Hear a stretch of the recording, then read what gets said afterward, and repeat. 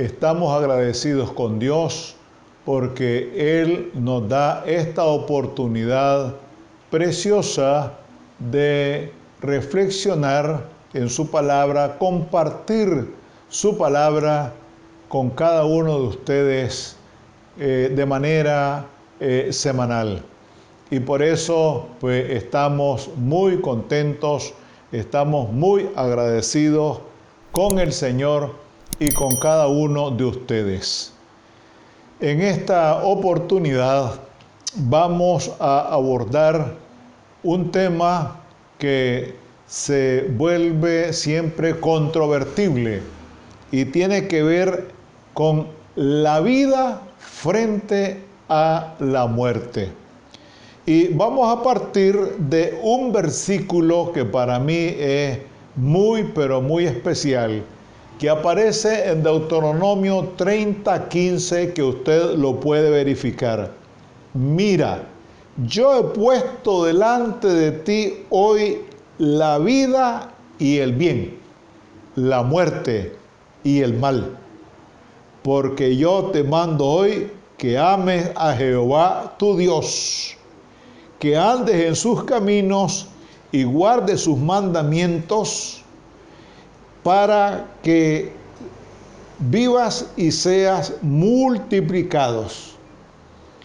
Bien, entonces, partiendo de este pequeño pasaje de las Sagradas Escrituras, nosotros podemos pensar que Dios nos ha dado el libre albedrío, tanto a los hombres como a las mujeres también. Es decir, tenemos plena libertad de decidir. Dios es lo más democrático que nosotros podemos imaginarnos. Él no quiere nada a la fuerza. Él no obliga a nadie. No. Es decir, Él nos deja en completa libertad a cada uno de nosotros. Entonces nosotros decidimos el camino que queremos tomar. Más aún, podemos decidir dónde queremos pasar la eternidad. Vean ustedes, hermanos, dónde queremos pasar nosotros la eternidad de acuerdo a cómo el Señor nos plantea todas las cosas. Podemos reflexionar que el hacer uso de nuestra libertad de conciencia, pues eso es lo que va a determinar hasta dónde nosotros vamos a llegar. Sobre algo que amerita, desde luego, una reflexión profunda. ¿Qué esperamos, qué deseamos de parte del Señor? Y si esperamos en Él, hace poco hablábamos de la esperanza, ¿hacia dónde nos dirigimos? Entonces, aquí depende de cómo nosotros decidamos las cosas. Si nosotros conociéramos a una pobre mujer que está embarazada, que tiene 8 hijos, 3 de los cuales son sordos, 2 son ciegos, 1 es retrasado mental, y como si esto fuera poco, ella padece de sífilis, que es una enfermedad venérea. Le recomendaríamos que se hiciera un aborto, que eso es algo que está planteado en muchos países y hay tantas personas que defienden semejante monstruosidad. ahora se nos plantea la siguiente reflexión. En tiempo de elegir a un líder mundial, y nuestro voto es decisivo, a continuación se nos presentan los hechos de 3 candidatos, que por cierto resultan nada agradables. Candidato A: se le asocia con políticos corruptos y suele consultar a los astrólogos. Ha tenido 2 amantes. Fuma de la manera más desmesurada y bebe licor por lo menos de 8 a 10 tragos por día. Ese es el candidato A. El candidato B: lo echaron del trabajo 2 veces, dormía hasta muy tarde, usaba opio en la universidad y tomaba 1/4 de botella de whisky cada noche. Ese es el candidato B. El candidato C: es un héroe condecorado de guerra, es vegetariano, no fuma, toma de vez en cuando y no ha tenido relaciones extramaritales. La pregunta: ¿cuál de estos candidatos elegiríamos? El candidato A es Franklin D. Roosevelt. El candidato B es Winston Churchill. Y el candidato C es Adolfo Hitler. ¿Qué les parece? 3 figuras de gran relevancia en la política a nivel mundial. Y de una vez, ¿cuál sería nuestra respuesta a la pregunta del aborto? Si contestamos que sí, seríamos también, hermanos, culpables de la muerte de Beethoven, una figura extraordinaria de la música clásica. Considero que esto que hemos señalado nos puede servir para que nos demos cuenta que en ciertas ocasiones las decisiones que tomamos, a nuestro juicio correctas y acertadas, resultan absurdas y descabelladas. Por esa razón debemos reflexionar y pensar con detenimiento antes de actuar. Hay caminos que al hombre le parecen derechos, le parecen muy rectos, pero su fin es camino de muerte, dice Proverbios 16:25. El filósofo existencialista alemán llamado Karl Jasper dice: el hombre es libre, pero no sin limitaciones.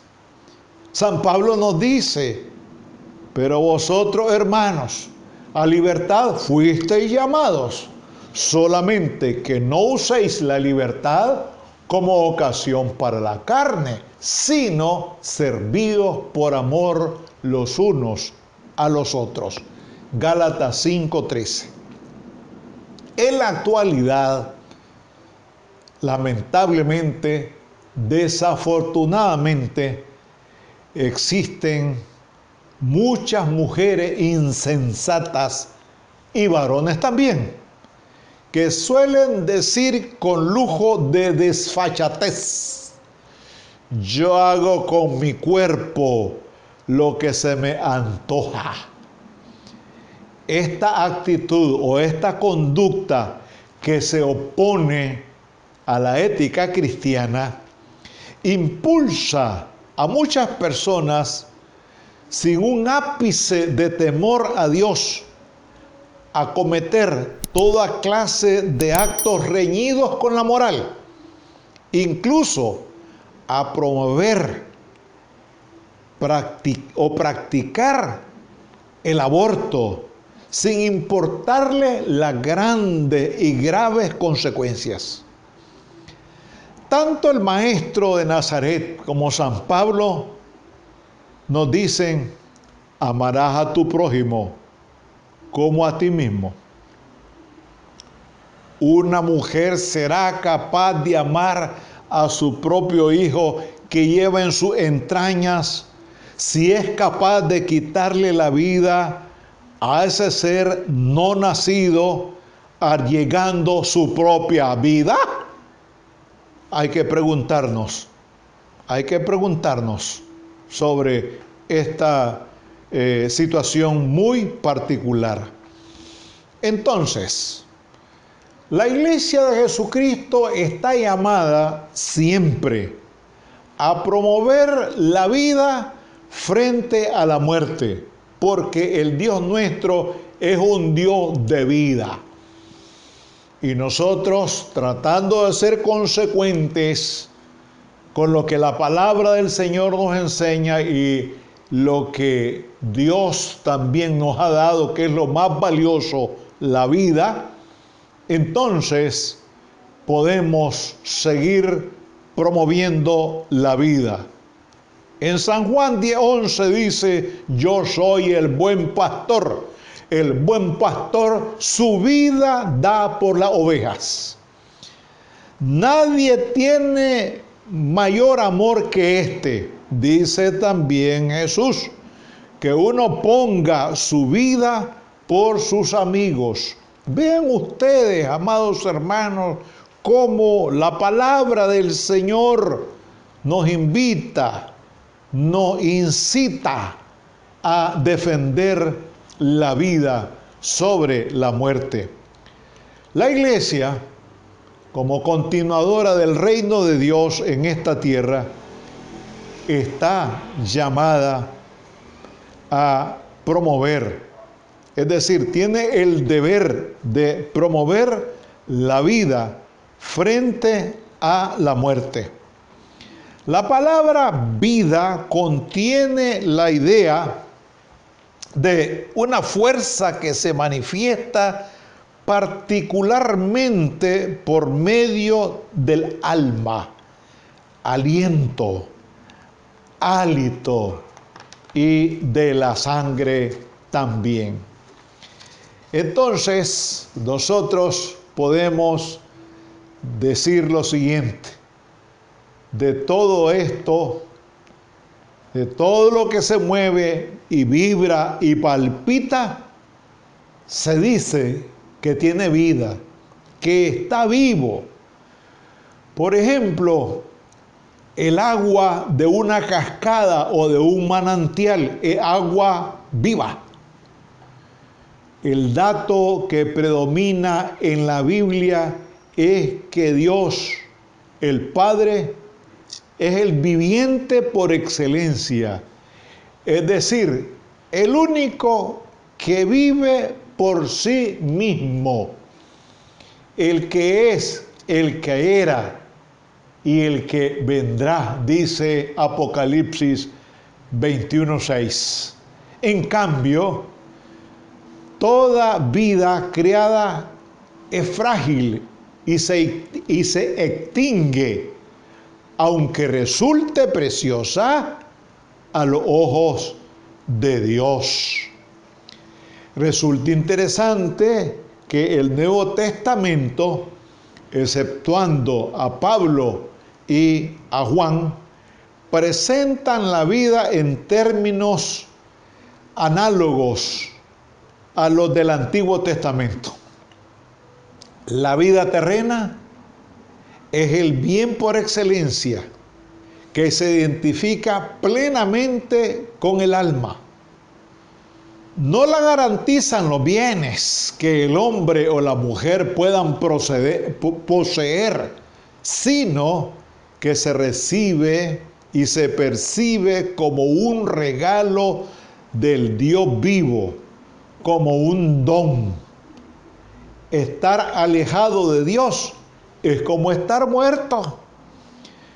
Vivir es nutrirse de su santa palabra, la Biblia. Tener plena confianza en Él.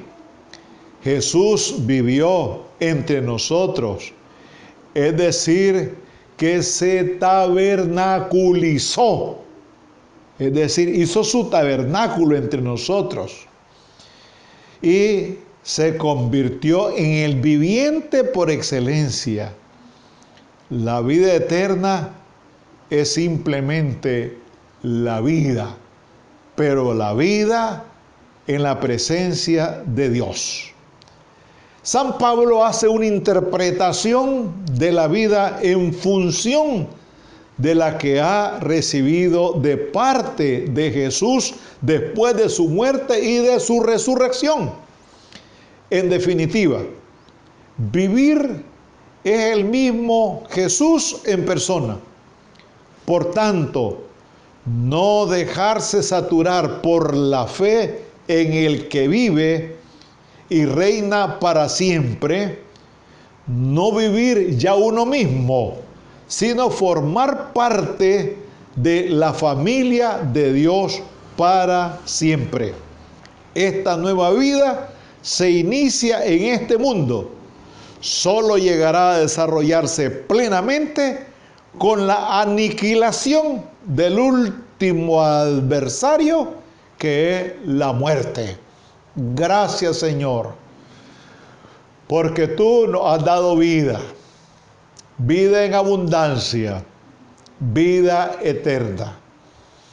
Gracias, Señor, porque tú permitiste que tu Hijo triunfara sobre la muerte.